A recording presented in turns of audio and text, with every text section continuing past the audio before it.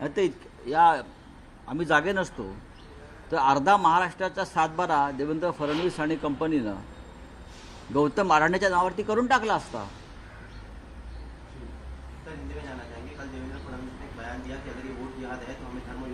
देखिए कौन सा धर्मयुद्ध है, ये एक राज्य का चुनाव है। ये झारखंड में जाकर भी धर्मयुद्ध की बात करते हैं, हरियाणा में जाकर धर्मयुद्ध की बात करते हैं। ये विधानसभा का चुनाव है और महाराष्ट्र में एक धर्म है, उसका नाम है महाराष्ट्र धर्म, तो छत्रपति शिवाजी महाराज का धर्म है और उस धर्म की रक्षा के लिए हम सब लोग एक है। और जिसमें बीजेपी और एकनाथ शिंदे जैसे लोग नहीं है, उनका धर्म अलग है, हिंदू मुसलमान और कुछ नहीं उनके दिमाग में। जब चुनाव हारने का समय आता है तो धर्म युद्ध की बात करते हैं। भाई दूसरी भी एक बात देवेंद्र जी ने कही, महाराष्ट्र के चुनाव में हम पाकिस्तान पर तिरंगा लहराएंगे। अरे चुनाव महाराष्ट्र का है, विधानसभा का है, यहाँ पाकिस्तान कहाँ आ गया? कौन आपको पूछता है? पहले जाओ जो पाकिस्तान ऑक्युपाइड जो कश्मीर है ना, उसके ऊपर जाकर तिरंगा लहराइए, फिर पाकिस्तान की बात करिए। क्या आपकी हिम्मत है? हमने देखी है।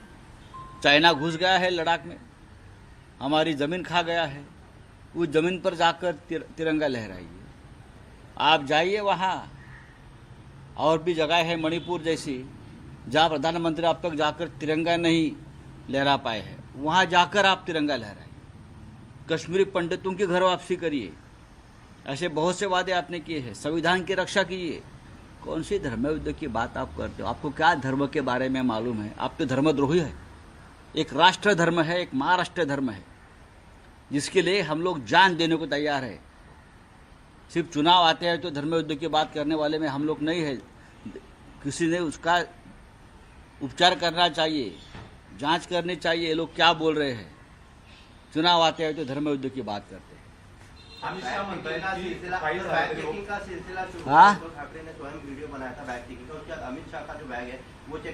करने दो ना, करने दो। उद्धव ठाकरे जी ने आवाज़ उठाने के बाद उनकी बैग और उनके हेलीकॉप्टर चेक होने लगे हैं। उद्धव जी ने जब आवाज़ उठाया क्या चल रहा है, तब ये चुनाव आयोग को ये सब नौटंकी करनी पड़ रही है। लेकिन पैसे का लेन देन डिस्ट्रीब्यूशन जोर से चल रहा है पुलिस के चौकीदारी में।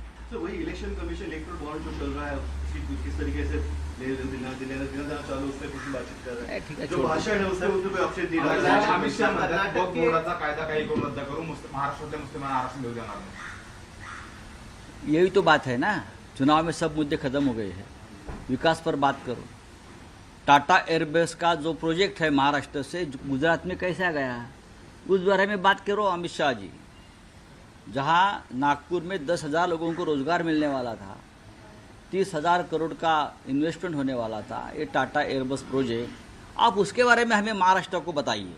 ये वक्फ बोर्ड वगैरह बात हम देख लेंगे, वो सेंट्रल का विषय है, इस राज्य का विषय नहीं है। Sir, all India personal law board के मौलाना है, उन्होंने कहा है कि वोट जिहाद के जो सर्वोच्च सेनापति है वो शरद पवार है। उद्धव ठाकरे का भी नाम उन्होंने लिया है, जिसको लेकर अब बीजेपी जो है सीधा देखिए ये सब बीजेपी के लोग बीजेपी के पेरोल पर होते हैं, ऐसे कुछ लोग होते हैं, वो बात करते हैं, उसके ऊपर ध्यान मत दीजिए। वोट जिहाद, लव जिहाद, पाकिस्तान पर तिरंगा लहराएंगे, ये बात महाराष्ट्र के चुनाव में कहाँ से आ गई? इसका मतलब है बीजेपी हार रही है महाराष्ट्र में। जब ऐसे मुद्दे आते हैं ना तो समझ लीजिए बीजेपी हार रही है। चलिए, थँक यू। सत्तारांना पाडण्यासाठी उद्धव ठाकरेंनी आवाहन केलंय की आपल्यातले मतभेद विसरा, पण सत्तारांना पाडा। मग सत्तार पडताच आहेत। सिल्लोडमध्ये यावेळेला आपण पाहाल अब्दुल सत्तार यांचा दारुण पराभव तुम्हाला होताना दिसेल। तुम्ही पहा, उद्धव ठाकरे जे बोलले आहेत ते सत्य आहे।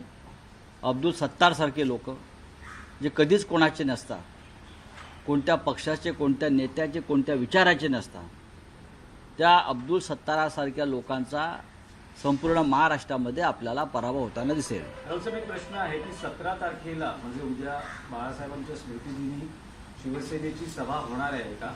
कारण मनसेनं 17 तारखेचा शिवाजी पार्कवर सभेचा दावा सोडलेला आहे, तर आता शिवसेना काही अनुकूल किंवा काही पावलं उचलते आहे सभा घेण्यासाठी? शिवाजी पार्कची सभा आमच्यासाठी गंभीर विषय नाही।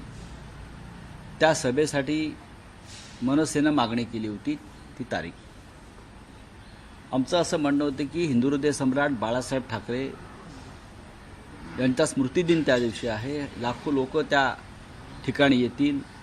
संध्याकाळपर्यंत त्यांची वर्दळ असेल. त्याच्यामुळे तिथे संध्याकाळच्या सभेची परवानगी आम्हाला मिळावी.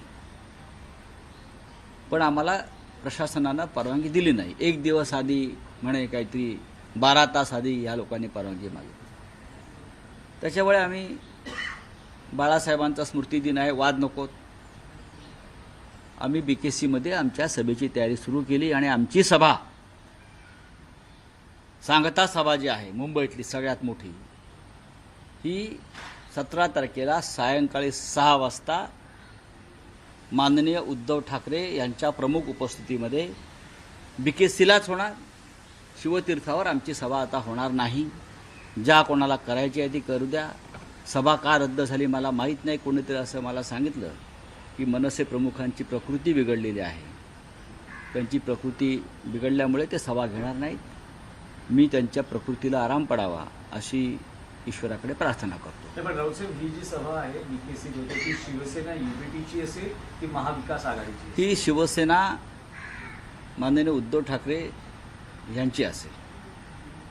Thank you. मैं जानना चाहेंगे कल 17 तारीख है, बाला साहेब ठाकरे जो है उनके स्मृति दिन है. शिवसेना ने अपील की थी, मनसे ने भी जो है शिवाजी पार्क में अपील की थी लेटर को लेके. किस तरीके से जो है आगे का काम रहेगा, आगे का जो